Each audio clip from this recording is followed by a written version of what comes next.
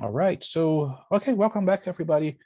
So our next speaker, Kelly Davis, I was talking to her, and I think feels like we know each other, but it's actually the first time we're e-meeting. And she's coming to speak with us from all the way from Maryland. Kelly is the Director of Research of the Outdoor Industry Association. And, a lot of knowledge, experience in this industry, certainly way more than I have. So I think we're in good hands. As I mentioned to her, we can, we have an hour and a half to finish this. She can play with that time. So depends, depending how the questions go in the comments. So feel free again to jump in at any time. And yeah, I think that's it on my part, Kelly. If you want to take it away, I'll be here in the background, helping, supporting, whatever you need. Oh, thank you, Wellington. Really appreciate that. All right, so I'm Kelly Davis, and a little bit of background about me. I'm the Director of Research for the Outdoor Industries Association. I began my journey in outdoor in 2007 when I became the Director of Research for the Snow Sports Trade Association. And I did that for about 11 years. Got to know the industry really well, got to know a lot of people in the industry. But just the organization actually moved to Utah, and I'm in Maryland and really didn't want to go. So I telecommuted for a while, and I flew there about once a week for a while, but that got a little old. So I'm a pilot. And so it just turned out that the Aircraft Owners and Pilots Association was in my hometown. So I went to work for them for about 5 years as the Senior Director of Research for the Aircraft Owners and Pilots Association. And came back to outdoor this July. So I'm actually pretty new in this role. It's a slightly bigger market than snow sports, but also encompasses snow sports. So pretty interesting, and it's nice to get back to an industry that I'm passionate about, and I have a lot of relationships in. As I give this presentation, if you have questions, don't hesitate to put them in the chat, or just go ahead and interrupt me. I'm fine with that. And I hope this is going to be interactive, because I think you will have some questions for me. But I want to share my screen, and I'm not going to do the usual slide presentation because I've got two screens, and it kind of messes me up a little bit. And I want to be able to see you, at least over here on my second screen. So what I'm going to talk about today is the state of the outdoor market. And I'm going to sort of rip the covers off of the normal presentation I give and talk a little bit about the data.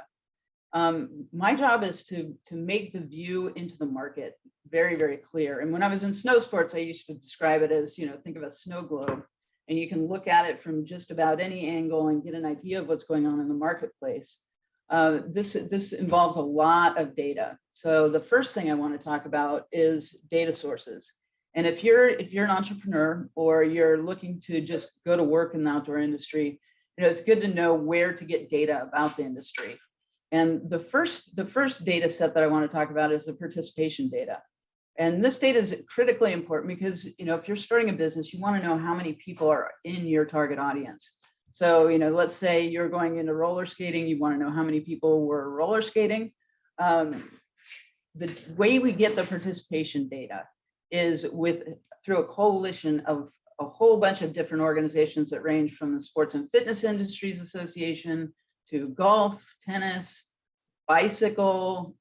We've got USA Football in that group.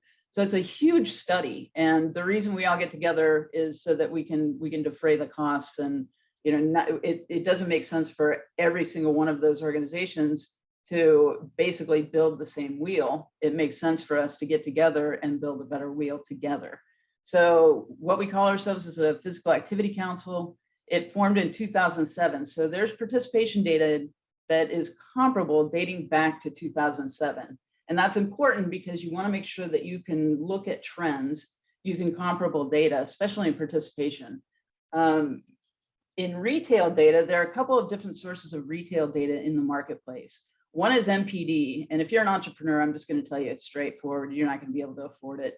So there are a couple of things that you can do. You can find a retailer that actually participates with a company called MPD. And if they participate by providing their POS data to MPD, so that MPD can basically collect data on the whole outdoor retail market and project it up, then they have access to all the data. And I probably shouldn't be telling you that, but I know that you guys are probably working on a shoestring budget. And if it's possible to get the data that way, I would recommend just asking retailers if they provide POS data to MPD. The other source of retail data in the industry is through a buying group that's becoming a little bit more than a buying group. It looks like they're going to launch a outdoor retailer, especially for independent specialty retailers. They're going to run their own trade association probably this month. So their idea is that retailers should be benefiting more from the data they're providing to measure the market. And they're called Grassroots Outdoor Alliance. And they've got about 194 retailers in their alliance. And what they do is they collect POS data from about 60% of the retailers in their alliance. And they don't project the data. So when you're looking at that data, it's simply aggregated, and it will show you the trends specifically in the Outdoor Alliance. So you've got to sort of put some gates around it and use it more as a guide to what's going on at independent specialty retailers. And they've got a pretty good geographic mix. So if you're looking to figure out what's going on specifically in specialty, and that doesn't include chain, that doesn't include e-commerce, and it doesn't include direct to consumer, but it's a good guide to what's going on. And you can look at things like bestsellers. You can actually look at sales by product.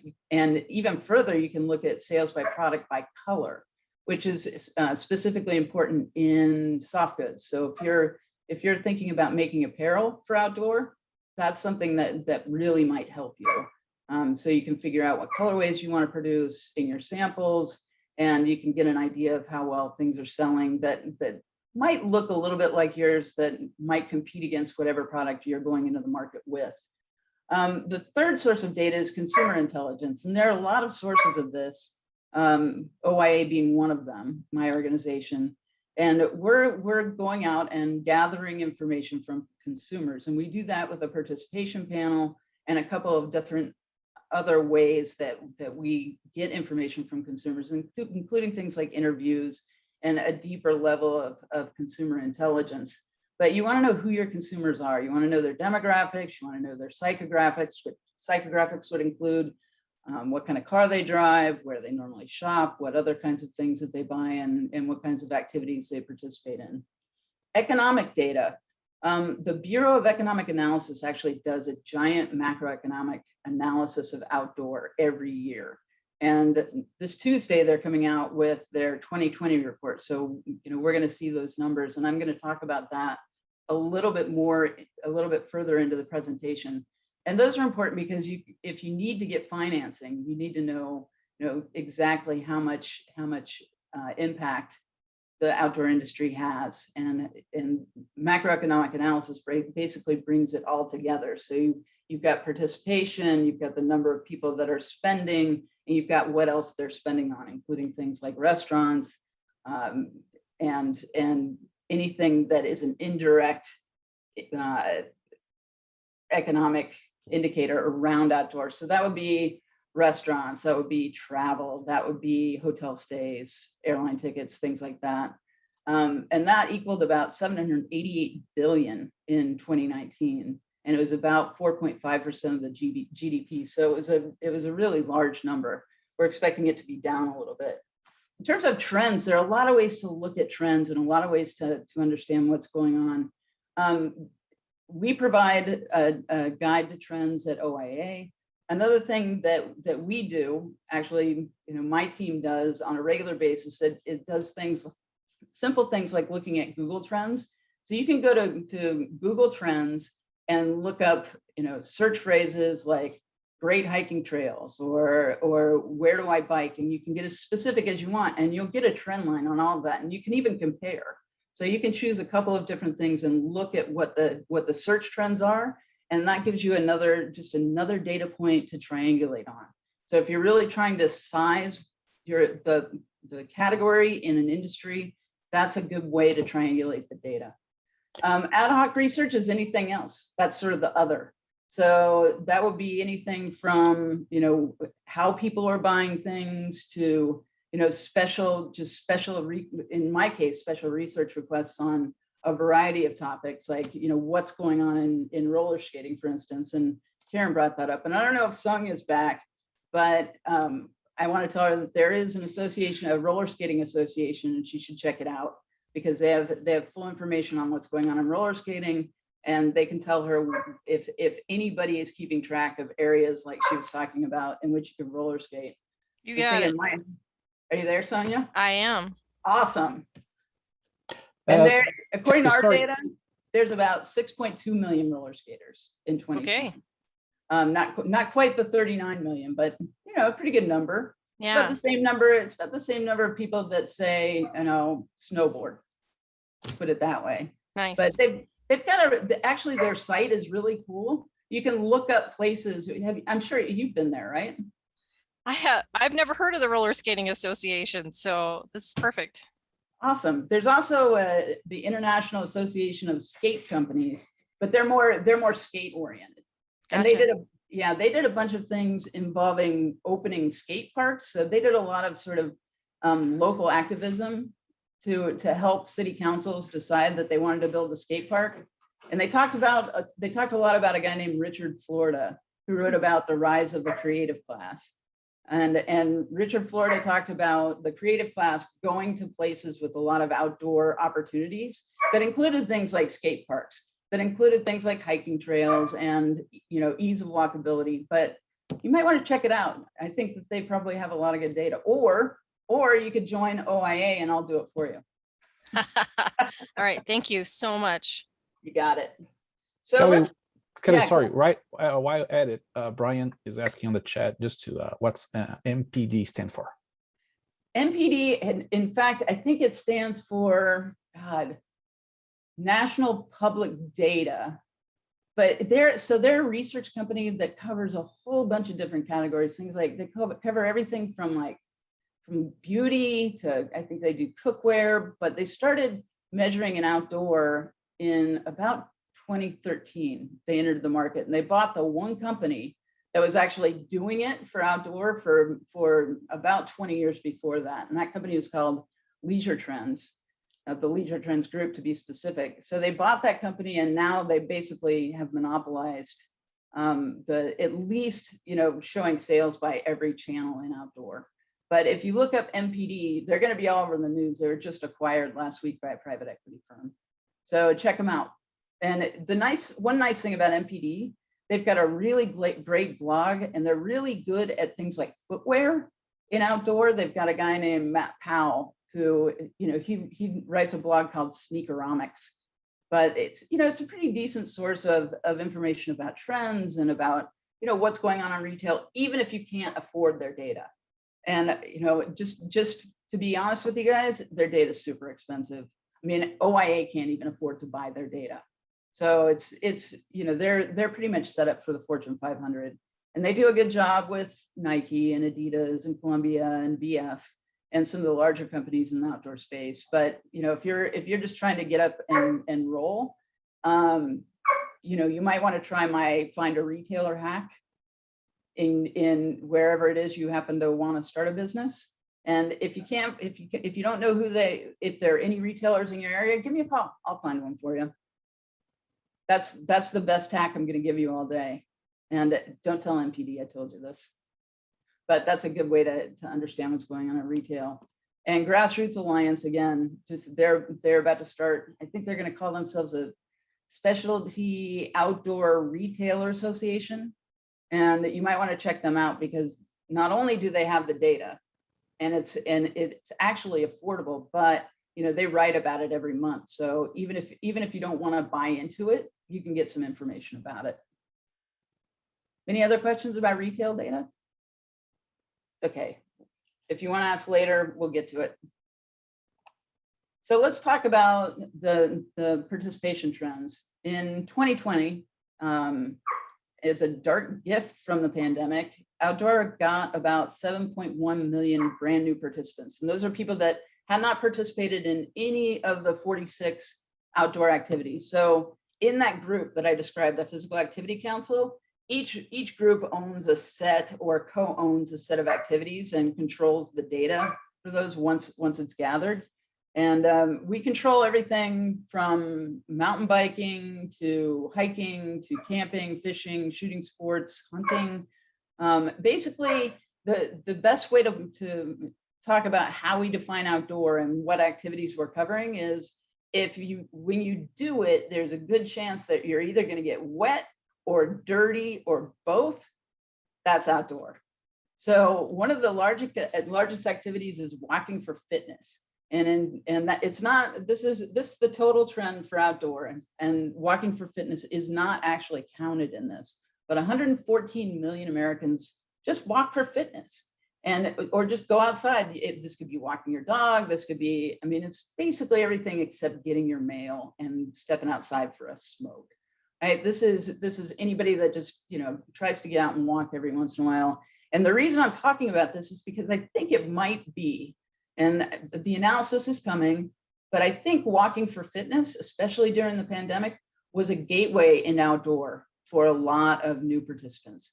So the dirty secret about hiking is that it's really just walking on dirt, right? It's not really that different than going out and walking in your neighborhood, with the exception of some roots and rocks. And outdoors, we're going to try and sell you footwear and all kinds of special clothes for hiking, but it really is just walking on dirt. And we had 7.1 million more hikers, or 8.1 million more hikers in 2020 than we did in 2019. So the pandemic brought us a lot of new participants, and a lot of participants that were already in the outdoor space, whether they were hiking or biking, or they were adventure racers, or whatever it was that they were doing to get either wet or dirty. They started doing other things too. And I don't know if any of you noticed during the pandemic, if any of you are hikers, but the trailheads were packed in 2020, and they continue to be. But especially at the beginning of the pandemic, we were seeing a lot of trailheads that were so packed that a lot of people just frankly turned away and went somewhere else. It was a pretty amazing time for outdoor. Unfortunately, we were in the middle of a pandemic, and now the game is, how do we engage and retain those 7.1 million new participants? And by the way, outdoor, about 160, probably 161 if we round it up, million Americans over the age of 6 participated in some outdoor activity in 2020. So that's a little over 52% of Americans over the age of 6. Which it's a lot, but there's still about 40% of Americans that still don't do anything. They don't walk, they just don't do any of the 114 activities that we actually ask about in that survey, which is pretty amazing to me. And we're looking at ways to determine why that is. Are they really sedentary, or do they do hard physical labor at their job and just don't really feel like participating in outdoor activities during their time off? We're getting to that level of understanding what's going on with physical activity in America. And I'm just going to show you, the big four in 2020. Hiking, we had, like I said, 8.1 million more people hiking, and that was equal to 57,808,000 people out hiking in 2020. There are 52,730,000 people on bicycles, and that represented a 3.8 million jump for bike. And bike got really interesting. We'll get into the market data a little later, because the supply chain in bike was absolutely, completely I hesitate to even say disrupted. I want to say just obliterated. And it'll take some time for bike to get on track, but we've been wondering a lot about whether or not the shortage of supply in bikes actually meant that we could have had more participants and just didn't because they couldn't get a bike. Fishing was a big winner. There are about 4.6 million more people fishing in 2020. And that includes everything. That's fly fishing, that's saltwater fishing, that's freshwater fishing. And I'll tell you, the bulk of the increase came in freshwater.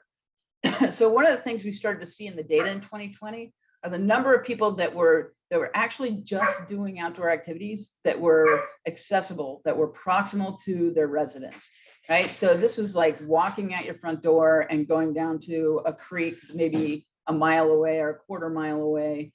Same thing with bikes, same thing with skate, same thing with just about everything except for hiking, even camping. So we saw a ton of backyard camping. where people are just setting up tents in their backyard and camping basically in their backyard. And it was just a way, I think, to break up what was going on in the pandemic and break up, living and working in the same place 24/7. But I can tell you that the companies that sold anything related to camp, including things like cook stoves, tents, sleeping bags, all did incredibly well in 2020 and continued to do well in 2021. Those are the big four. Again, we measure on 46 different activities. And we saw increases in just about everything other than like the organized race activities. I mean, triathlon didn't do so well. And anything that involved doing things indoors. Like we measure climbing gyms because we think that there's a pathway between climbing gym and climbing outdoors, and we measure climbing outdoors. So we watched the climbing indoors numbers, and they tanked. At the same time, climbing outdoors numbers, again, we saw about the same level of increase, anywhere from 3 to 5%. So, Kelly, yeah. quickly, sorry. So just because you're on the list, so John is asking if amateur gold prospecting was on the list. No, but I wish it was. John, did you do that? Did you do some gold prospecting? Because I think you had the height to do it. I've been at it about 30 years. Nice. And one of the reasons I developed my product and working into my product line was I wanted to be able to carry my equipment in a mile, 2 miles, whatever. So I've been trying to get this first product under 30 pounds so that a senior citizen like myself can carry it into a stream, and actually put it to work. Nice. Well, that's 2 miles in and 2 miles back. So you're definitely hiking. Yeah, give me get in touch with me after this, and I'll talk to you more about what the market for that might look like. It's a pretty big market, frankly. And I think I know where we can find some data about either metal detecting or prospecting or both. Would that work for you, John? That'd be absolutely terrific. Thank you very much. You got it. Sometimes when I talk about my job, one of the things I say is that basically I'm here to do your homework for you, and that I've been making money doing that for people since I was about 12. So, please don't hesitate to ask me to do some homework for you. I enjoy doing it. And if you join the Outdoor Industries Association, you can get that 24/7, 365 from my team. All right, I want to talk a little bit about what happened in terms of demographics during the pandemic. And we did a special study. This is not the larger participation study.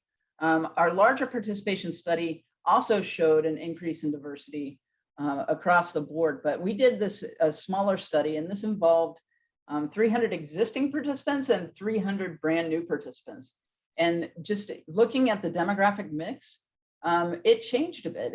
We got a whole different view of who's participating in the outdoors by looking at who's coming in during the pandemic. And it was a little bit more likely to be female. I think that if we looked at certain activities like walking for fitness, for example, that number would actually go up. It was younger than average. Our average age before was 54 for existing, and this was 45. So I thought that was interesting. Sometimes I expect that number to be a lot younger, and it's actually not. I mean, the average age of the outdoor consumer is about 46. So you're selling to people that either make decisions for their kids on what they're going to buy, or they've got a lot of disposable income and they want to get into something new. We saw that a lot during the pandemic. And since I started the pandemic in aviation, I can tell you that flight schools were packed mostly with 55-year-old guys who were thinking that they were finally going to learn how to fly, or they thought that if they learned how to fly, it would be super easy and they could just buy a plane and never have to travel on a commercial airliner again. And that was probably not the best idea, considering it's going to cost them about $15,000 just to get their pilot's license. But we saw a lot of activity just burgeon for our older consumers during the pandemic. They definitely got out.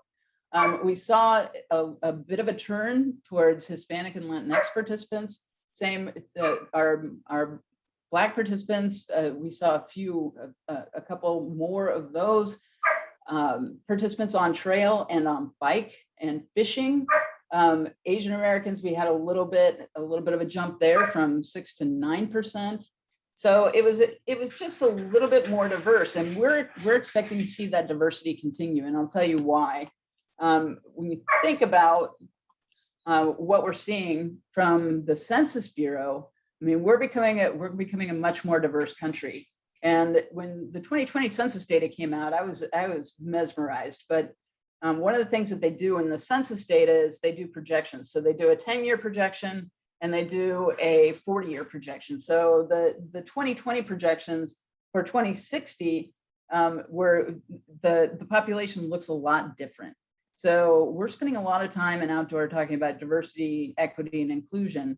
And a lot of it's sort of a pragmatic exercise, because outdoor has traditionally been about 77% white in terms of the participant base, but the population is changing in a way that means that if we've only figured out how to sell to that group, and we're doing things that either deny access or discourage access. Let it warm up and come out, because it's not cracked on the side, so you can just lift it up and it falls out. All right, and more. Anyway, we're getting a much more colorful participant base, and we've got to learn how to be more inclusive to people of all colors, people of all income groups, or else we're going to be in trouble. I mean, this indicates that if we can't figure out how to sell to a wide variety of demographics, our participant base is going to shrink, our consumer base is going to shrink, and companies' bottom lines are going to shrink. So from a pragmatic standpoint, diversity, equity, and inclusion is super important, because that assures that we're going to be healthy into the future. And frankly, it's just the right thing to do. And we're finding about all kinds of issues of otherism in outdoor, including issues like larger people cannot find outdoor or outerwear that actually fits them. I was listening to a podcast last night from Outside Magazine. They've got a great podcast, by the way, but a woman who started a company called Parrot Snow for larger women. And she explained why sizing for larger women is absolutely completely off, and how it discourages participation in things like hiking and biking for larger women. And she built an entire line of outdoor apparel that's absolutely fantastic and right-sized for our larger participants. But when you think about inclusion, then start thinking about, who's your consumer base and who actually can we bring in to increase the number of consumers in the outdoor market. So we're looking a lot at what's going on with demographics across the population. And, we're doing our best, just from a moral standpoint, to make sure that public access is very inclusive and everybody is welcome into the outdoors. And I want to show you something else that I found in the 2020 census data that's super interesting. So this is population growth 2030 to 2060. And the two red bars there are the two groups that are predicted to grow the most in the next 40 years. It's actually really fascinated by this, because it's Hispanic, and we knew that, right? That's not a huge surprise, but they're projecting an additional almost 54 million Hispanic Americans within the next 40 years. And by the way, the size of that group matters, and also understanding what the percentages of each of the demographics in the participation group matters a lot. And one of the groups that I was surprised to find was seniors. So by 2060, there are going to be 45,432,000 new outdoor or new senior citizens in this country. And the nice thing about people that are 65 and over is they've got time and money. And so as a consumer group, it's starting to think about, what are people over 65 doing? How much do they have to spend? And how can we make sure that they're included in our outdoor participant base? How can we make sure that older people are welcomed in and have what they need, have the gear they need, and all of the resources that they need to participate? So for all of these groups, you have to ask that question, do we understand these groups, and can we make sure that they make it into the outdoor environment? And if they can't get in, if there's blocks to their access, then we need to figure out what those are and kick them down. All right, one of the other things that we discovered during the pandemic is that remote work had a huge impact on how many participants were in the participant base. And gaining 7.1 million is a, I mean, that's a big hit for us in a good way. And we started to think about, okay, well, where are they coming from? What avenues are they taking to get in outdoor? And one of the things that we noticed is that midweek participation was way up. So I was paying attention when the skier visits numbers came up, because I was skeptical about whether participation had increased in snow sports and winter activity in general. But what we found was that no, the number of participants in downhill alpine ski was down a bit, but most of those people were participating during the week when they never had before. And that solved a huge problem for downhill resorts, because they were constantly trying to figure out how to dose their resources. And when you've got about 10% of the crowd that usually comes on Saturdays coming in on Monday, Tuesday, Wednesday, Thursday, Friday, you dose your resources so that everybody was there on the weekend. And if you went on a weekday, services weren't as good, and ski patrol wasn't as fast to get to you, so the services were down. But this changed everything, and the resorts were looking at ways to make sure that they weren't losing money during the week, and it just turned out that the pandemic was an answer, unfortunately. And speaking of consumer intelligence and psychographics and demographics, one of the things you might want to do is segment your consumer base, and not just on demographics, but thinking about who they are, what they do, where they live, and how they're going to participate in the activity that you're making gear or soft goods for. And this is an example of what that looks like. This was done using something called conjoint analysis on the participant group in snow sports. And so what we did was we took all of the snow sports participants and asked them a lot of questions about what other activities they participated in, and what kinds of things they buy, and just a variety of different variables, and then let the math cluster them together. And we came up with several different groups, and one of those was the obvious, a core downhill skier. So we did this for men and women, and this is something I don't know if you can do on your own, but look for the information that will allow you to get the most granular view of who you think your customer is going to be, or who you think the participant is going to be. And it should look something like this, and include everything from their behavior to their spend to what other activities that they like to participate in. Just sort of a good look at who the participant and the consumer might be.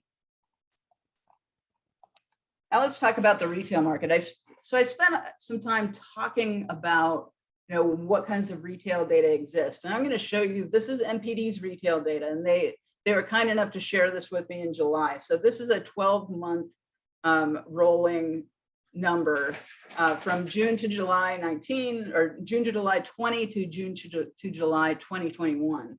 The market was up 20.4% overall. That's the outdoor market, and that includes specialty sales, chain sales, and e-commerce sales, but not direct-to-consumer sales. I bet if we had a way to include direct-to-consumer sales in this, it would be up about 30%, maybe more.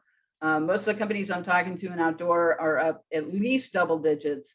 And there are a few categories that are up, in some cases, triple digits. Well, one sort of fun fact I found, that in footwear, after Squid Game aired, after it began airing, Vans slip-on shoes sales increased 7,300% just in a week.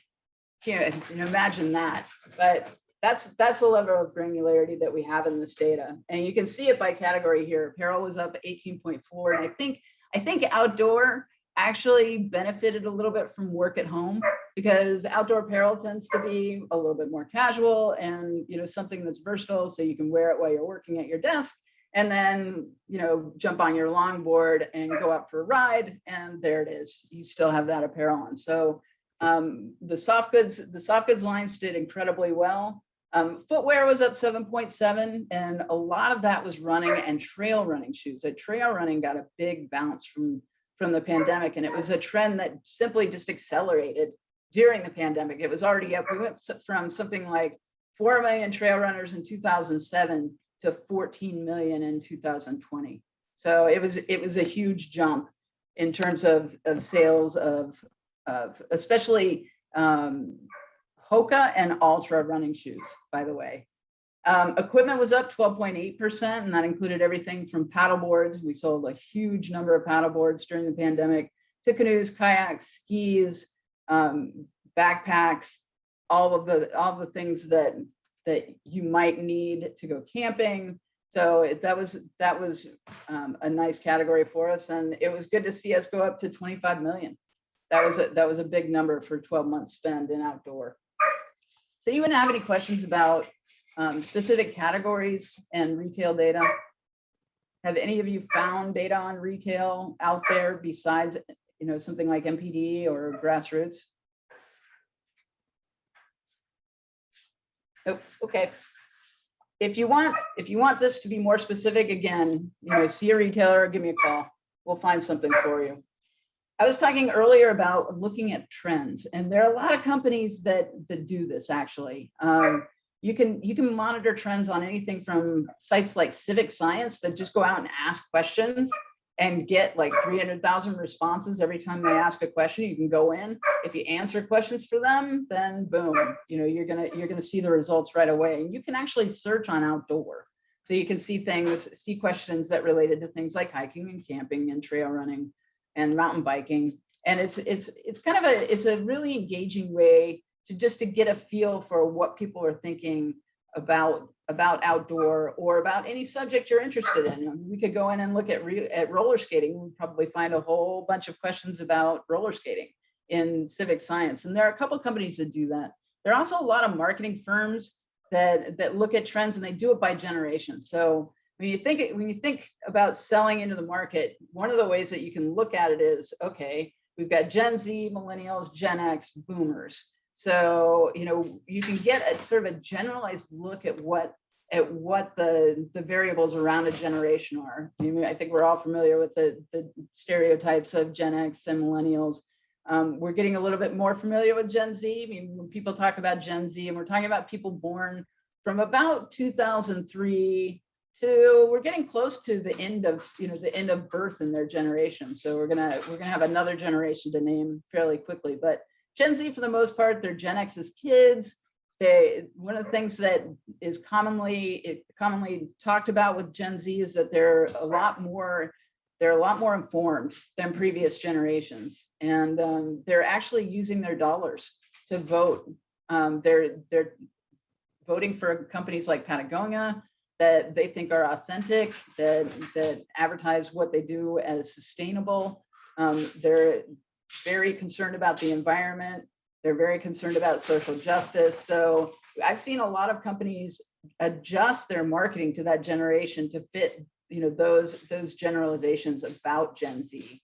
We've got to think about, what generation is using technology more as they shop or as they participate. I would expect, just because of leaps we've made in technology, that augmented reality and virtual reality are going to become players in our market fairly quickly. And I'm thinking about things like augmented reality for, say, hiking, where you go out and you actually have, you can either do it with your phone, or maybe at some point in the near future, we're going to have eyewear where you can look around and you can identify plants, you can identify animals, you can actually have a map of where you are and where you're headed.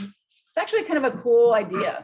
And I always wanted to build an app called Chase the Yeti on ski slopes that was augmented reality, but I've been told by the insurance companies that's not a great idea. So there's another one of my ideas down the drain. But in this example, this is where I went to Google Trends and simply did a search on best hikes. How many people were searching for best hikes in their area at any given time. And this is the trend line from November 2016 all the way to October 6, 2021. And you can see that, actually, you can see where those searches spike. And it's usually summertime, springtime, summertime, and it gets lower in winter. So this gives you an idea of when people are most active in any given activity. Or you can search on, anything you want. Like you can search on, how many people have searched on camp stove, how many people have searched on gold prospecting, You can even do gold prospecting in New Mexico, and you're gonna see exactly how many people searched using that term during a specified time period. And this is really useful for validating trends. So if you see someone talking about, oh, well, you know, 1 million more people are surfing. I saw them because I went to the beach and there are a whole bunch of new people in the lineup. Well, you can get an idea of what's going on from looking at participation data for surf, and then, you know, basically augmenting that or triangulating that with trend information like this. And maybe doing you know, finding out how many people bought wetsuits during the year. And that'll give you a better idea of what participation looks like in any given activity, or just say generally give you an idea of what's going on in basically any segment of the market, or frankly of society that you want to find out about. Just a nice way to triangulate your data. And earlier I was talking about the Bureau of Economic Analysis and what they're doing with outdoor. It was about, I think it's been about maybe 7 years since BEA, and we lobbied for this, took over the macroeconomic analysis of outdoor. And, you know, they do this every year. It lags a little bit. So what we're going to get next Tuesday is based on 2020 data. And the way they do this is they're using a variety of data, including participation, including sales, but they're also adding all of those indirect activities like going out to restaurants. You know, think about going for a mountain bike ride and afterwards you go out for a beer. That would be an indirect impact. And the number they come up with, well, they come up with a lot of numbers, and they do this by state, by the way. So you can see exactly how much spend there is in your state. You can see how many jobs were created. You can see what tax revenue was generated, and you can see gross output, which is every dollar other than the dollars that are associated with imports in the United States. So, you know, they don't actually count that. But for 2019, the gross output, which is all of the money associated with outdoor, was 788 billion, or 4.5% of the GDP. And these numbers that are going to come out Tuesday are going to be down, and that's important for stakeholders. And I know Karen talked a lot about stakeholders in the industry. That's important for stakeholders because sometimes that number is associated with the amount of influence we have in not only national politics, but state and local. And we do a lot of work in state and local. We do a lot of work with the states that have an outdoor recreation office, and there are 17 of them now. We've got several states with task force that aren't called the Outdoor Recreation Office. New Mexico has one, so you can get a lot of good data from them. But, you know, we use this data to talk to legislators and regulators about what's going on in outdoor, and if we need something. For example, you know, if you wanted the community to pay for, say, outdoor space for roller skating, you could take this data in and lobby for the Department of Recreation to actually build a roller rink, maybe an outdoor roller rink, because it brings in this much money. This is huge economic development money.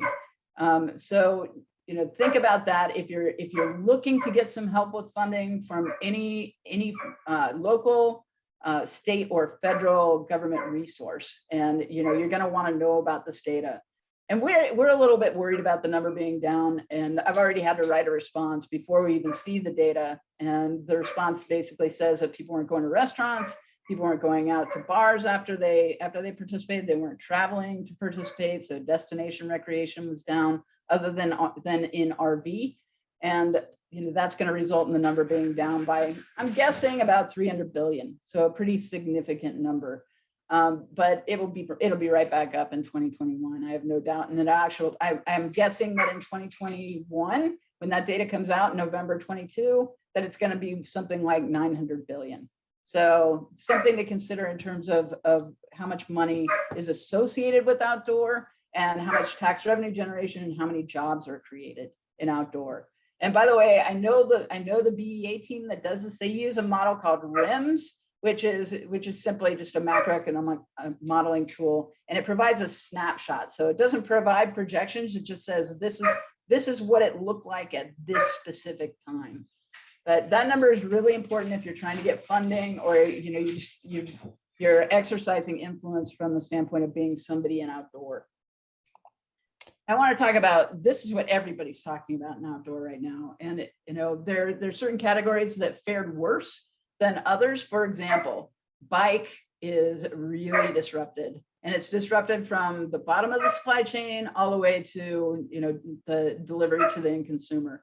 And the reason that happened, and I'll just use bike as an example, is that mines that provided raw materials, like everything from metals that are needed for manufacture to rare earth minerals that are used in things like eyewear. So anything that involved mining, anything that involved even farming, like growing of cotton or actually sheep. So even wool was disrupted. Those industries, those sourcing industries, especially in Asia, and that would include China, Vietnam, that would include Bangladesh and India, were actually really shut down. I mean, in the US, yes, there were short shutdowns and it was very locally based, but in Asia, they just shut down completely. So there are also waves of COVID that affected those production facilities. So once we get through the raw materials where the disruption is severe, and I think a lot of you have probably heard about the chip shortage and the automobile industry and why you're going to pay about 40% more for a used car right now, that same thing affected the outdoor industry. And specifically in bike, then they got to the manufacturing facilities and many of them are in Asia, and same thing with footwear, same thing with a lot of outdoor apparel. The factories shut down. And in soft goods specifically, if the factory shut down and they were contract manufacturers, so let's say you're a small apparel company and you do contract manufacturing in, let's say, Vietnam. If that factory shut down for maybe 3 weeks at a time and open back up, your order probably got kicked back a month or two. So being able to get your product actually made was affected and delayed. And then we have shipping issues. And I'm sure a lot of you have read the news about what's going on with shipping, including like ships being backed up in Long Beach and the National Guard being sent in because there's a shortage of truckers. I mean, the whole shipping industry is disrupted to the point where last year for a shipping container, you might have paid, let's say for a 40-foot container, you might have paid, say, $3,000 to use that container to put on a boat and bring your goods to the US from Asia. This year, it costs up to $18,000 for the same space. And I've heard of a lot of our producers and suppliers are basically air freighting their stuff over. So the cost of that is about $40,000 for the same amount of goods.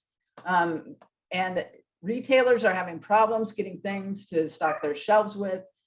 So what I'm saying as a consumer, and if you're planning on buying anything in the outdoor industry for Christmas for somebody, get out there and shop now, especially if it's something specific, because a lot of things actually never made it to sit in the queue at the port. And once maybe it made it to the port, now it's sitting in the queue to be unloaded. And after it's unloaded, then it's waiting for a queue to get trucked out and shipped.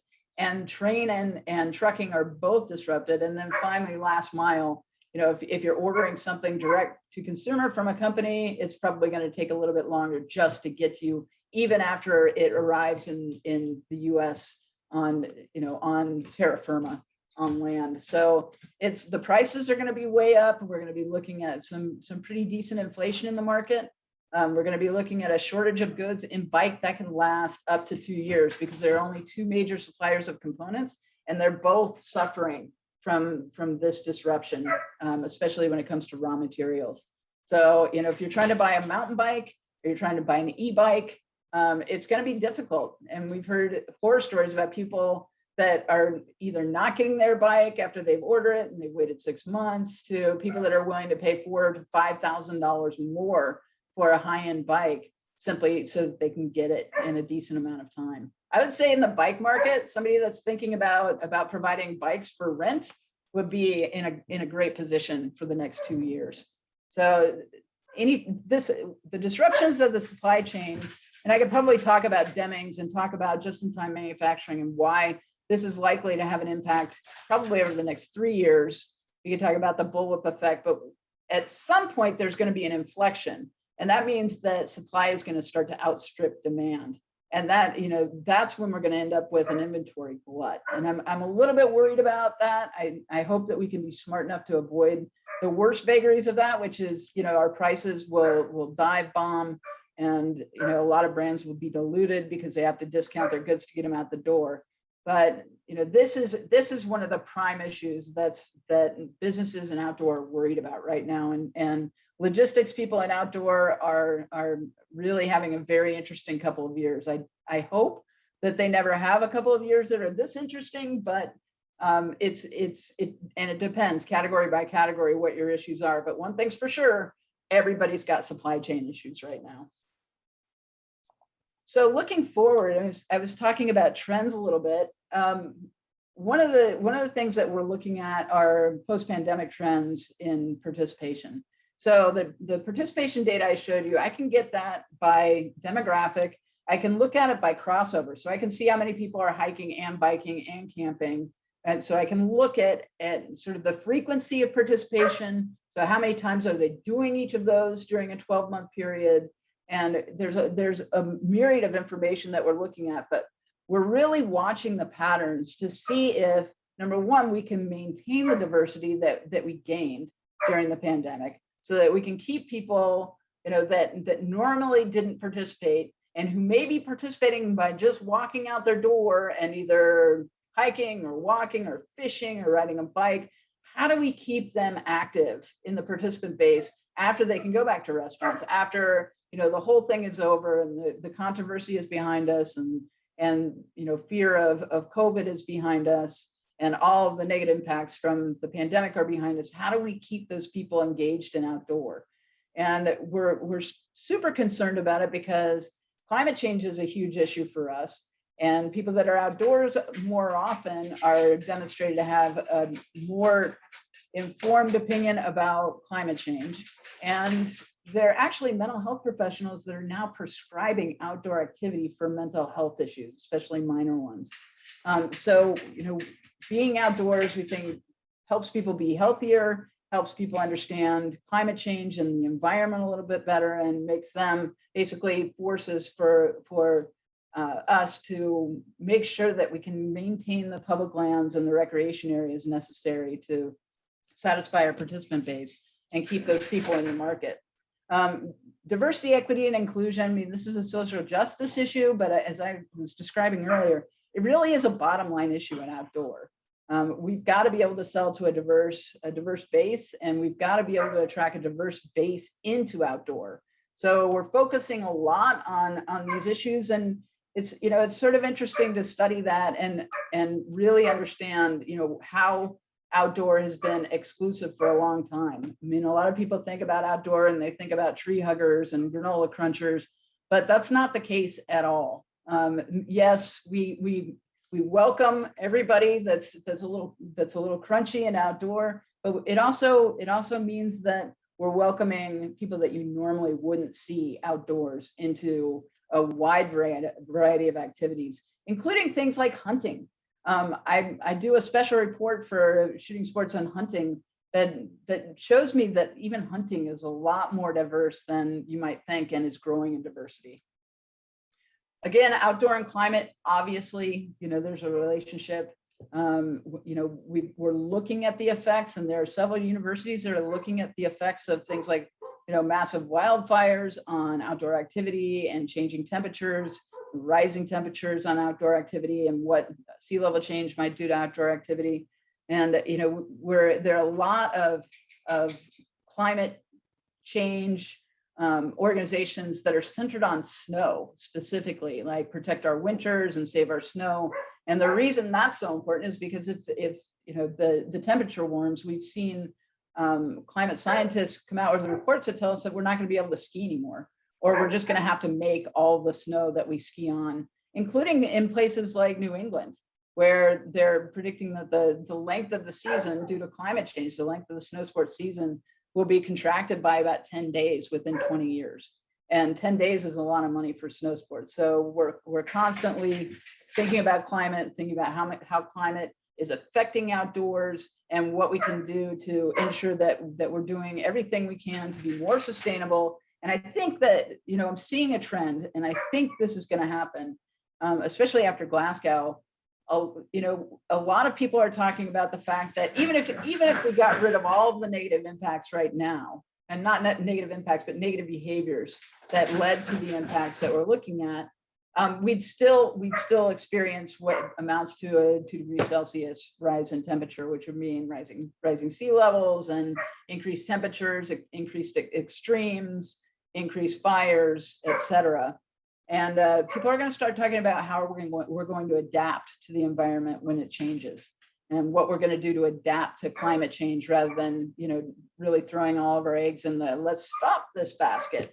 And it's important that we try and limit our behaviors that negatively impact the environment, but there's no escaping the impacts that we're about to see. And so a lot of people are starting to make that turn to talk about what we're going to do to adapt.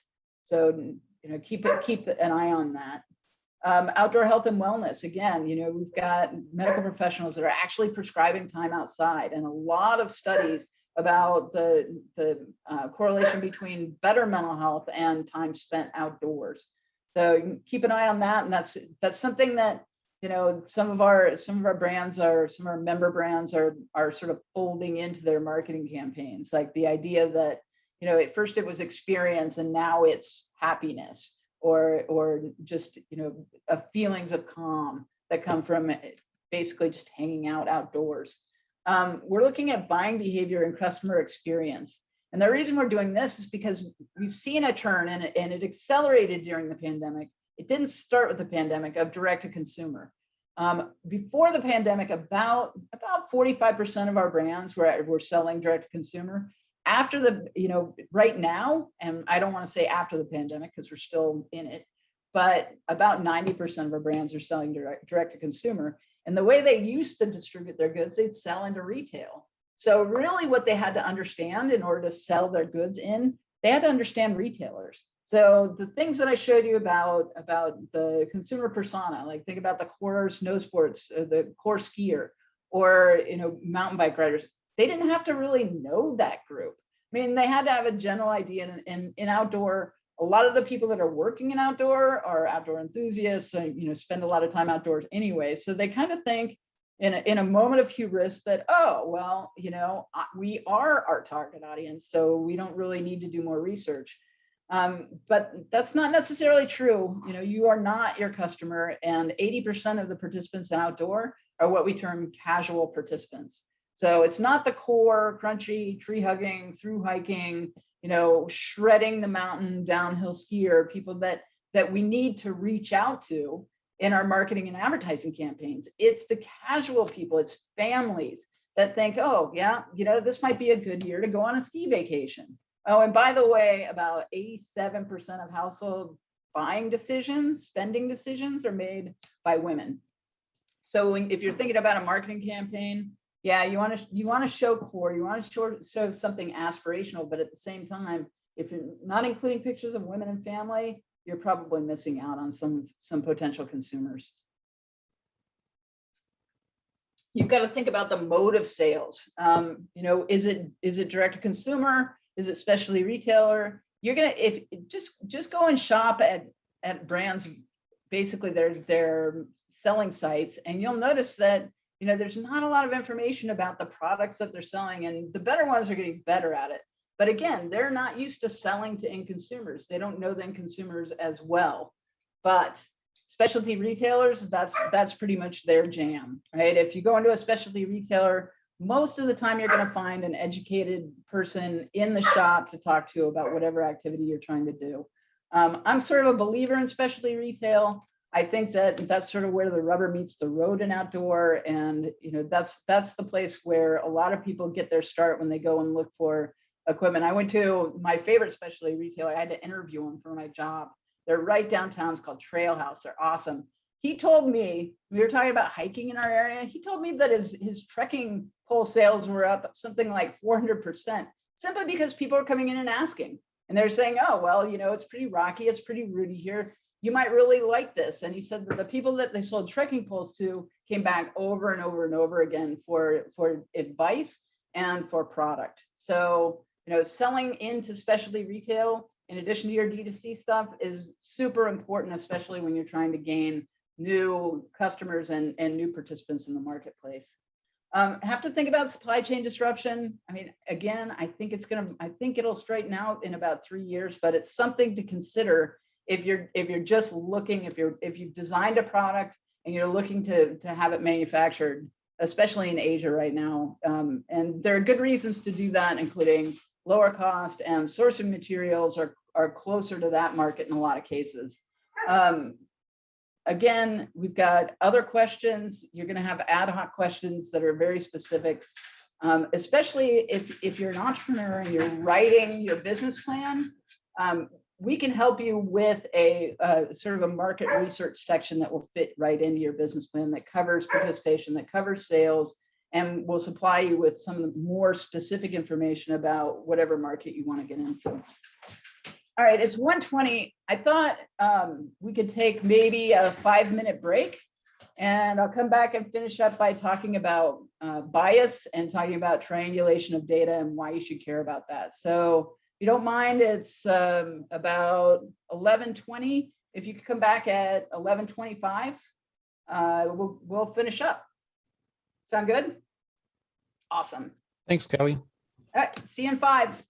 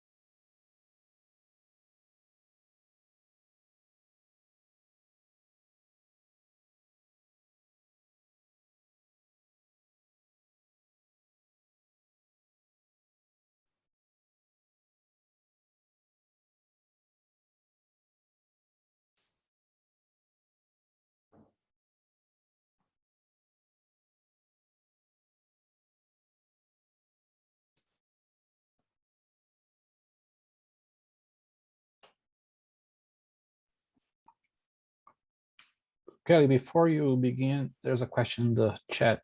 Okay. What is it? I was just wondering if Trevor, are you back?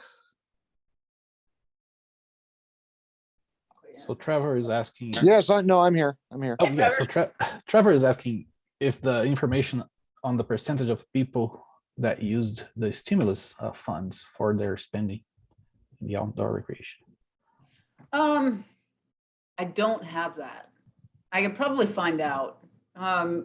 We didn't look into that.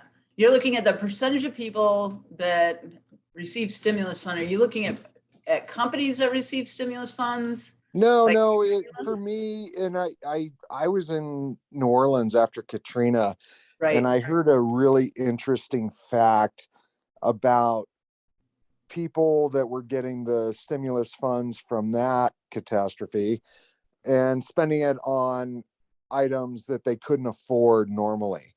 And so it made me think about, with all this data on outdoor purchases throughout the pandemic, when people are receiving unemployment plus, whatever extra, getting around $700 a week, Right. that adds a lot of buying power to things. And especially in this field, in this industry, nothing's cheap.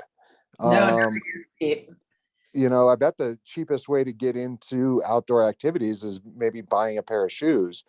But if you're really looking at, and maybe people weren't going as far as buying skis and a ski pass, but maybe they were. And so it was just a question I was thinking about, because I think there might also be an indirect relationship on longevity of these new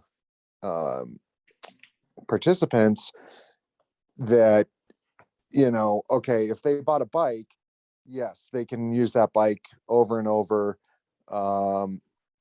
And hopefully that opportunity will keep them as engaged as we would probably hope. But, maybe did they get into something that was like very non-repetitive, and hopefully not, but maybe turn away. So I think the pandemic and the unemployment and the stimulus has probably bumped numbers that may or may not be continuous. Yeah, probably. I agree with you. I mean, I think, and I'm a little bit cynical, but I think we'll keep about 50% of the people that came in. So we'll keep about 3.5 million out of the 7.1 new participants in outdoor. And one of the things that we found is that, and this changed our view of what participation was. A lot of people that were participating and they weren't wearing all the cool stuff. They didn't have a lot of gear. And which is, a point of it's an issue for outdoor, because, that one of the barriers to access to outdoor is income. I'd be sort of thrilled to find out that people were spending their stimulus money on things like, bikes and trail running shoes or hiking boots or something like that. I don't have any data that says that they were not. A lot of the companies in our space got PPP loans, and a lot of them turned to, like, a lot of our soft goods companies turned to manufacturing masks. We had glove companies that were donating gloves to hospitals during that first period in the pandemic. Remember when everything was short, from masks to gloves to, all that first responders needed to stay safe. It was interesting here in Santa Fe. One of our distilleries turned to making hand sanitizer. Yeah, and that was great. Yeah, it's kind of nice, right? We have a bunch of distilleries in my hometown that were doing the same thing, and nice. It was good to see them, work in a way that was both really agile, right? Just to change what they were making so quickly, and so sort of socially responsible. It was nice to see. Yeah. And most of the outdoor companies did not, if they got stimulus, they didn't need to use it for long. Sales were up. If it weren't for supply chain disruption, I think sales would have been up something like 35-40%, frankly. Oh yeah. So we've got, there are two sides of that equation. Were the new people buying a bunch of stuff?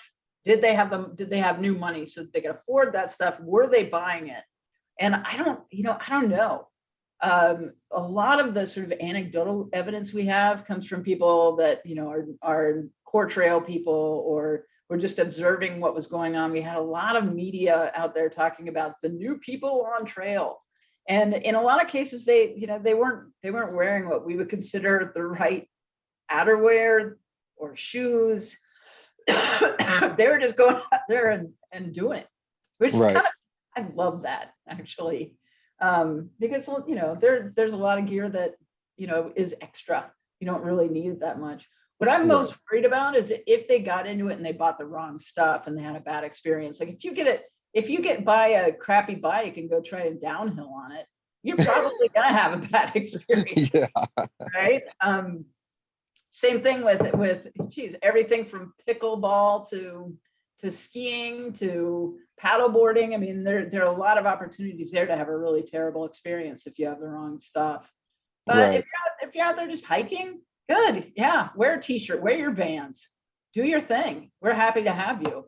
And the hope is with that group that we can provide them with the basics that they need, which isn't much. I mean, really, frankly, if you're gonna go out on trail, you should probably have at least trail running shoes, just so that you don't slip and slide all over the place.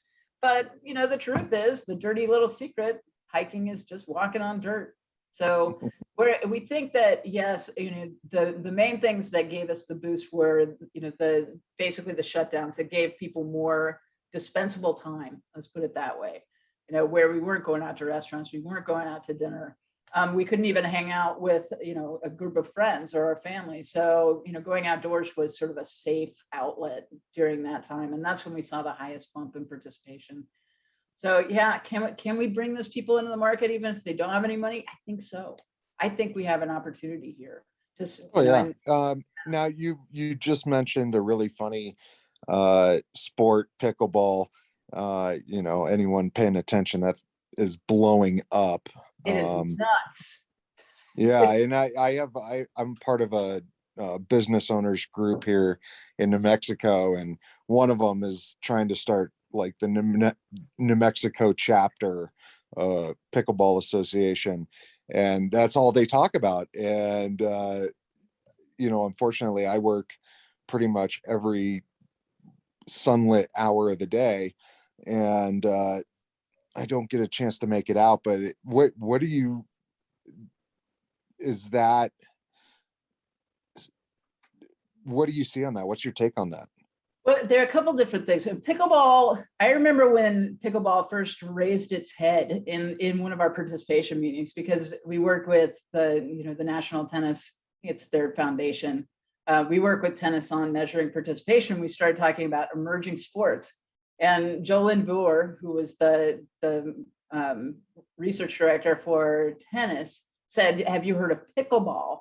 And I think this was like 2010, and she was telling us about it, and we were all kind of laughing, like, funny, it's a wiffle ball, and it sounds like a sport that somebody created because they couldn't find the right equipment and they were drinking. So they went and found like a racquetball racket and wiffle ball, said, let's go to the tennis court, let's make up a game, which is awesome. But now we're seeing pickleball absolutely take off. And Jolyn told us that it was going to happen. She said, keep your eye out for this. We think it's going to blow up. We're just seeing a lot of interest in it. And one of the groups that it attracts are seniors. So, you saw the numbers on the growth of the senior population over the next 40 years. Pickleball is only going to gain steam, only. And I definitely expect it to blow up to the point where I've decided that I'm going to do it. I'm going to go find the league in my hometown and play it just so I can know what it's all about. That's how popular I think it's going to be. Cool. I appreciate that. Thank you.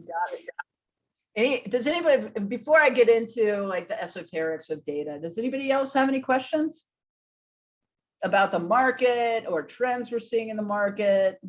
Anything? Nope. Okay. I'll go on, and if you come up with a question, just feel free to interrupt. I talk a lot about triangulating data, especially in my position where it'd be pretty easy mistake a single data point, like, gee, we saw, 20% increase in participation in fishing, and that means fishing's blowing up, and we only see that in that one data point. That's a mistake. You never want to just rely on one data point. So if you're seeing a trend that shows there are 1 million more participants in something that you're interested in selling to, let's say pickleball, for example, you want to try and triangulate that data. And you want to see if the participation data shows, say, a 20% increase. You want to go and look at retail sales of goods that are associated with that activity, and see what's going on with sales in that particular category, to see if that actually proves out the trend that you're seeing in participation. And even beyond that, you want to go and find the anecdotal evidence or qualitative data, or if you can get it, quantitative data on consumer intelligence. And quantitative data is really just qualitative data that's been quantified. So that would be like consumer intelligence surveys where people are self-reporting what they're doing.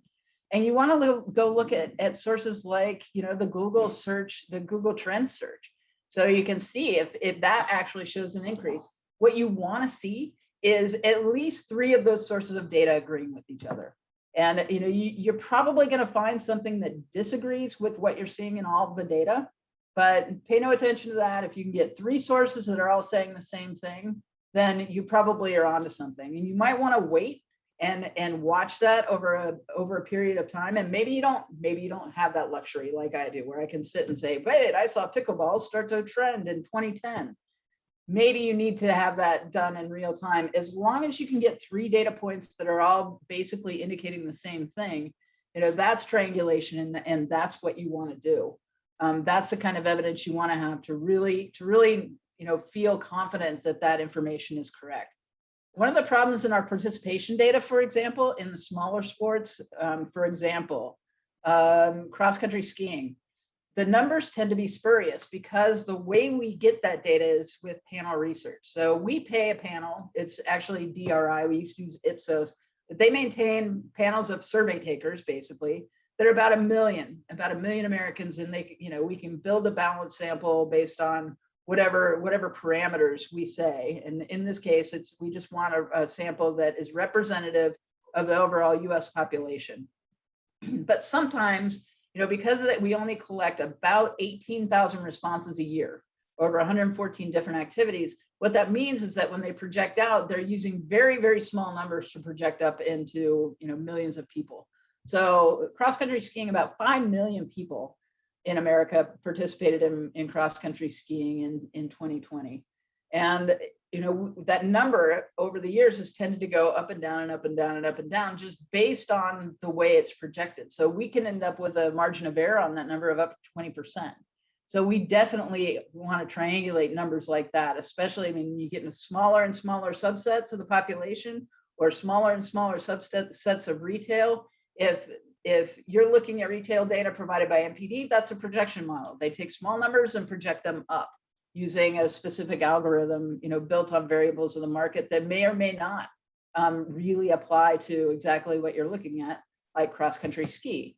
And one of the things that I do at the top line to control for that is do things like, we do smoothing on the data, or we look at 3-year averages and smooth for those. So we don't know exactly what the number is, but we've got a pretty good guide year to year on what it looks like.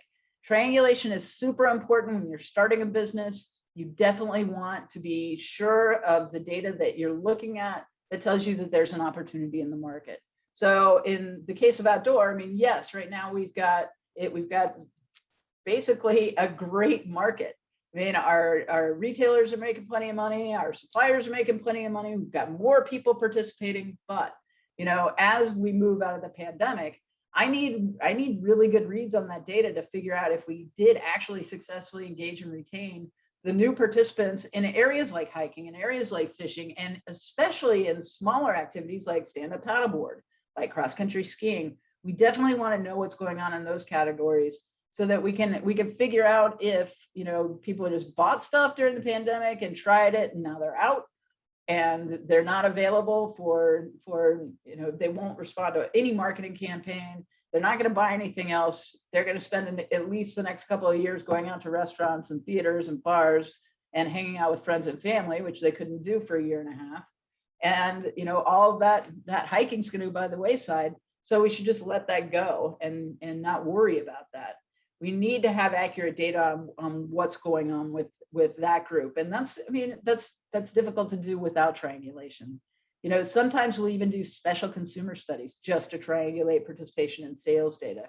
So if you're running a business plan or you're trying to reach a specific group, you can call me. My information is on the deck, in the front of the deck that you received. And you also probably want to join the Outdoor Industries Association or whatever trade association is working in your category, so that you can have access to this kind of data and this kind of research. And again, you can do everything from just search on your own to go ahead and call me and have me do your homework for you. That's a good method of triangulation. Now I want to talk to you about, since we're talking about data, I want to talk to you about the problem of bias.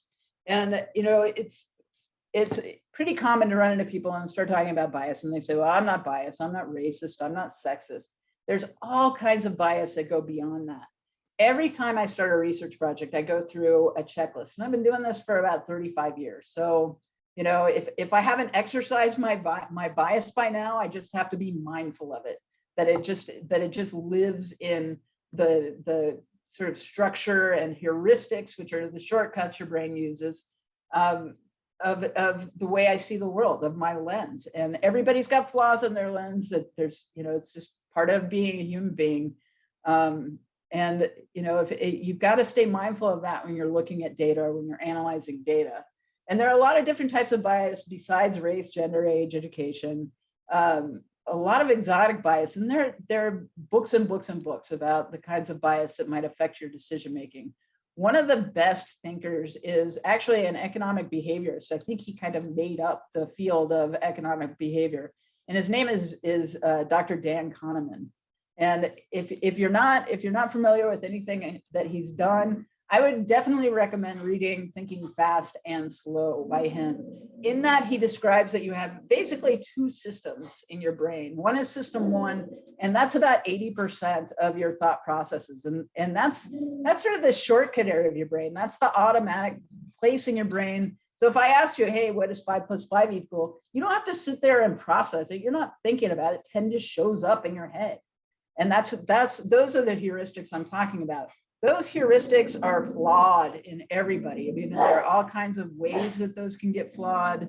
And when I say flawed, I'm talking about there's bias inherent in those systems that you need to stay mindful about as you look at data, especially if you're doing it because you're trying to define a market or figure out if you're going to make money. Sorry about my dog. Oh, by the way, like 80% of outdoor participants also have pets. So if you're looking for a nexus between pet and outdoor, it's a pretty good moneymaker. But things like survivorship bias, and that's not what you think. Survivorship bias is when basically your filter is based on just everything that you manage to remember, right? So you're not going out and really trying to build a foundation of knowledge. You just think you have it. And everything you take in after that is just based on the stuff that you remembered from some other time. And it's not your fault. It just happens. It's just the way our brains work.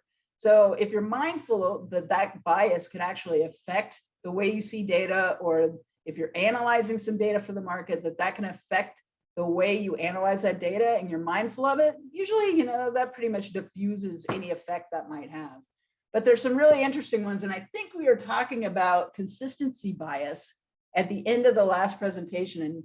And Karen said something really interesting. Basically, it's like I've invested in this way of thinking, or I've invested in this idea, and now I'm not going to listen to anything beyond, what I already know.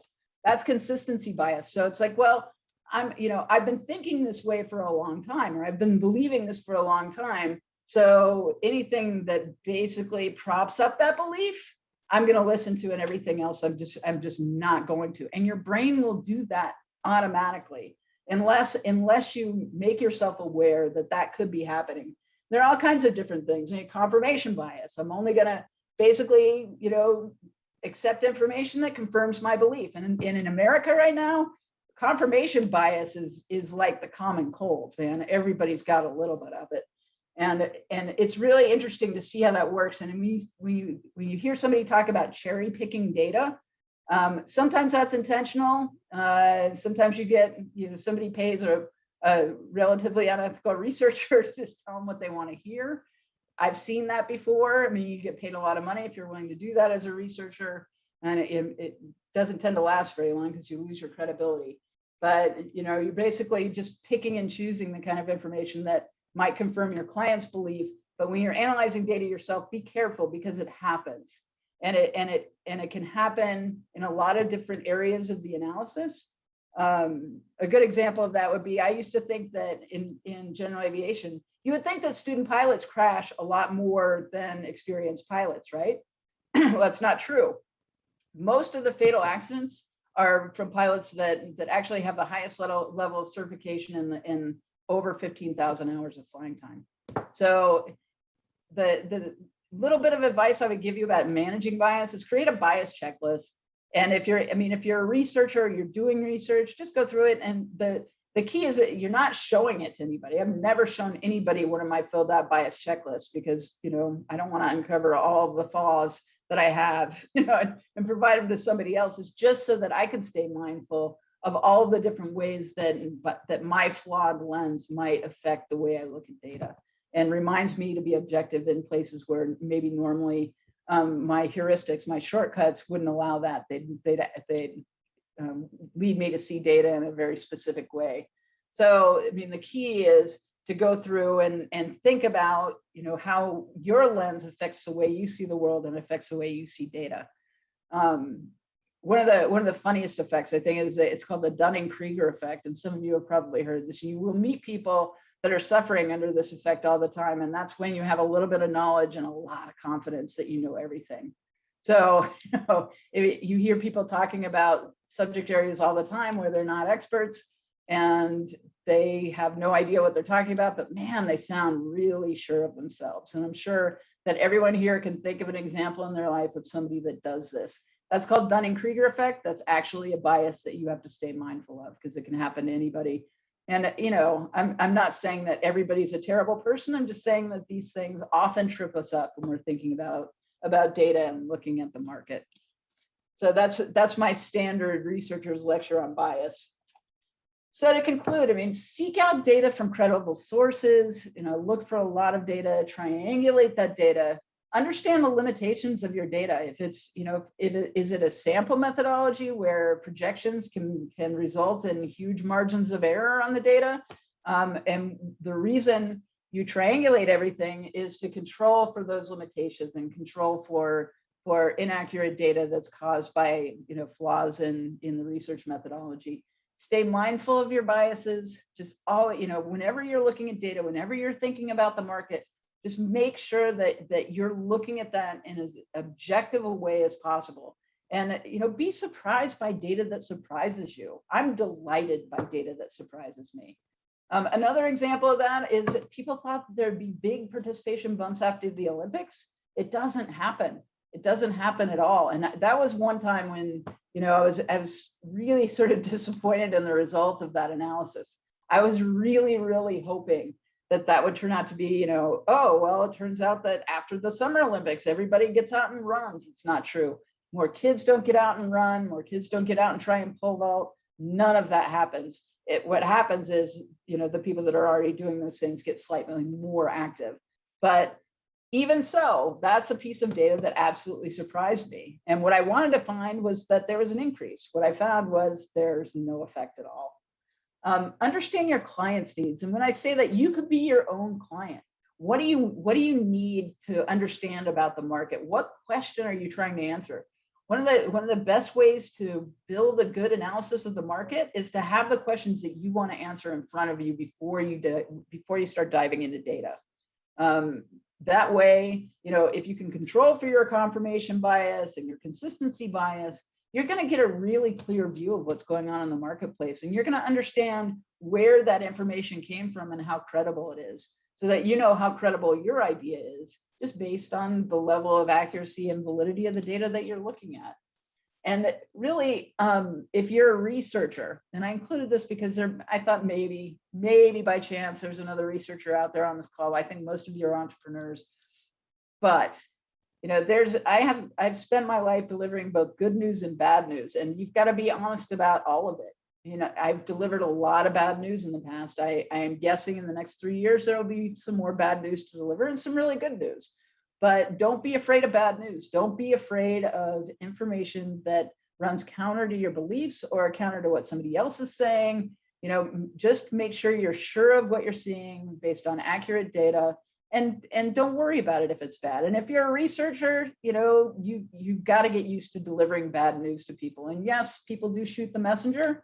I have the scars to prove it, but I've survived all these years because, you know, I am very objective and I'm willing to give you good news and bad news all at the same time. And finally, in outdoor, and this is really specific to outdoor, and I've worked in intelligence and manufacturing and aviation, as I was talking about, but in the outdoor market, relationships are absolutely key. Meaning have good relationships with the specialty retailers in your local area. You know, basically I'm saying, like, take them out to lunch, get to know them, get to know the people in the industry, from, you know, your reps, independent reps that actually will sell into retail for you, to, you know, major brands. Make friends in the industry. This is an industry that absolutely positively runs on relationships. And the more people you know, the more connected you are, the better your information is going to be, and the more opportunities will come your way. It really is. It's sort of old school. I think it's getting more corporate as time goes on, but still those relationships in the industry are key. And the thought leaders are thought leaders because they have good relationships across the industry. So build those, take the time to build those, and build those across a very diverse audience, and you can't lose. You'll be great. And if you need any help, or if you have any questions about what's going on in the outdoor industry, again, please feel free to contact me anytime. I'm happy to answer your questions. I hope you'll join our organization. I hope you'll join the Outdoor Industries Association. We do a lot of social justice work. We're doing a lot of work on climate. We've got something called the Climate Action Corps that is working with about 150 brands to ensure that what they're doing in terms of manufacturing process, logistics, and sales is sustainable. And we've got a very nice program going on there, and I think it will have a good impact on the environment. And really, it helps educate consumers about the environment. We also do a lot of work on advocacy. So right now, the industry is suffering from some pretty severe tariffs, and it's not necessarily the industry that's suffering; it's the end consumer that's suffering, because that just increases the cost. And a lot of those tariffs are 25%. So most of the footwear, most of the bike stuff comes in from Asia, and a lot of it from China, and there's some pretty severe tariffs on that. So we do a lot of advocacy work around trade and tariff. It's a very interesting organization, some really passionate people, and I'm very proud to work for them. But if you need help on anything outdoor, give me a call. Give the Outdoor Industry Association a call. Give me a call personally, and I'll do everything I can to help you.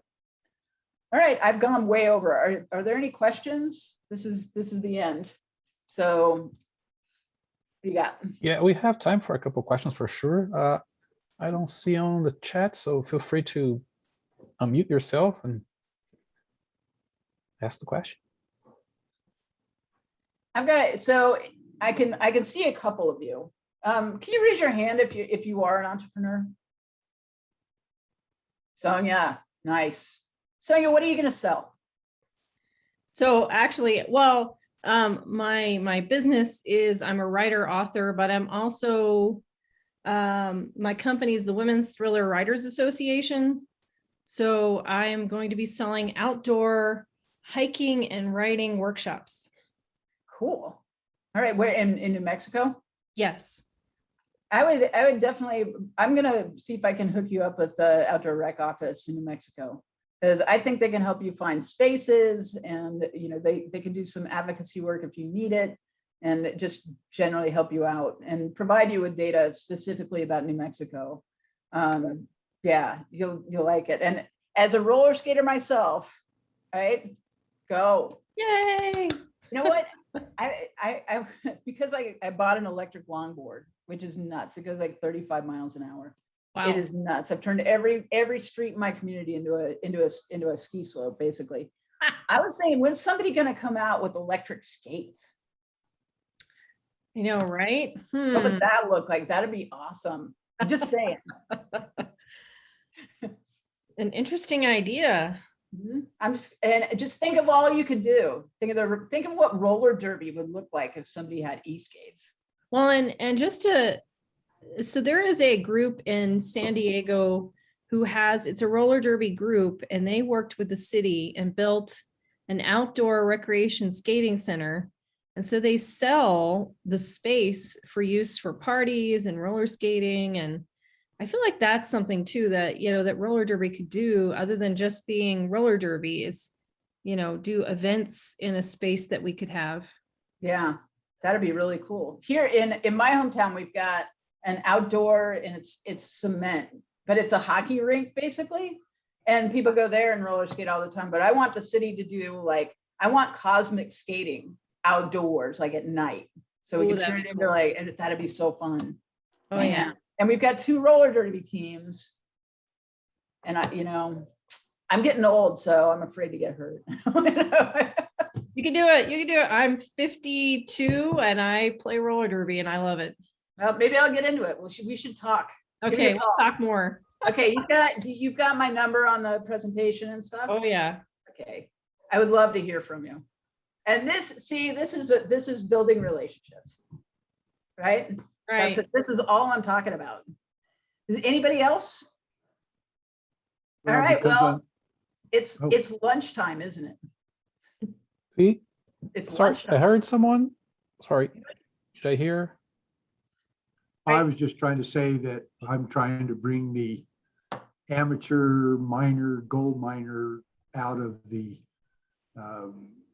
basically the gas and oil industry, kicking and screaming into the new technologies, which is solar driven pumps and solar driven blowers, and get away from industries that aren't good for us, and even looking towards maybe getting some EPA certifications because I'm using solar instead of gas and oil. That'd be awesome. I mean, it seems like the best way to lure somebody into something is to offer them more money. That usually works. Just not to be a pragmatic economist, but yeah, more money usually works. And I mean, we'll see what happens, but I think that the renewable energy sources like solar and wind are going to become more prevalent. And I don't have a lot of data on the top of my head to provide to you, John, but I can find some if you need it, just about the introduction of solar farms and wind farms, and what percentage of our electricity is coming from renewable sources and sustainable sources, and what that looks like, what that trend looks like going forward. But there's going to be a lot. I think the government's going to put a lot of money into renewables in the next 3 years, and we'll see what happens after that. But that's a lot of money in the infrastructure bill. Yeah, most of my emphasis is going to be on the individual, just getting out there 1 or 2 days a week or once a month, but having equipment that is sustainable, just, and especially here in New Mexico, because we have 350 days of sunshine a year. Yeah. You can be out, dredging or running a dry washer, and just the simple equipment putting together, just kind of a different way than everybody else is doing it. But I just want to say thank you too, because while you were speaking, you inspired 3 new ideas for me to add to my product line. So thank you for that. You got it. You got it, John. Yeah. So on that same line, I don't know if this is going to give anybody else any ideas, but I've lived close to West Virginia. I live about 25 miles just east of West Virginia and Maryland. And I've got a good friend who actually runs the outdoor rec department at West Virginia University. And we've been talking a lot. I mean, West Virginia obviously has some employment issues, but we've been talking a lot about the nexus between cannabis and outdoor. And what they're telling me is that they're trying to introduce the idea of cannabis growing to a lot of the Appalachian coal miners that no longer have jobs coal mining. that West Virginia is the perfect place to do that, and they can build an entire industry around that and the nexus with outdoors, because outdoors in West Virginia is awesome. And not a lot of people know that, because West Virginia's reputation is really crappy.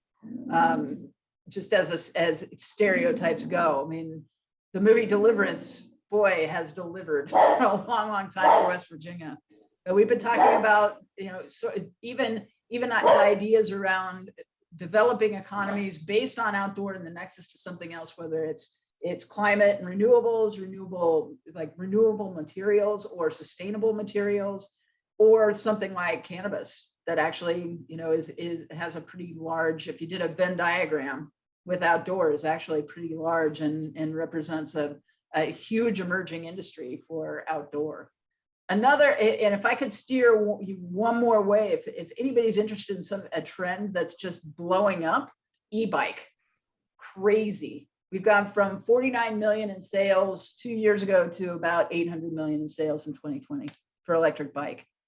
And we've got a problem with maintenance. Nobody can work on them, because all the guys with the expertise to work on anything electric are all in automotive, where they're making a ton of money. Because the automotive industry is transforming into electric and renewable energy sources. So go figure. So many opportunities everywhere in outdoor. Same with Kelly, pets and outdoor.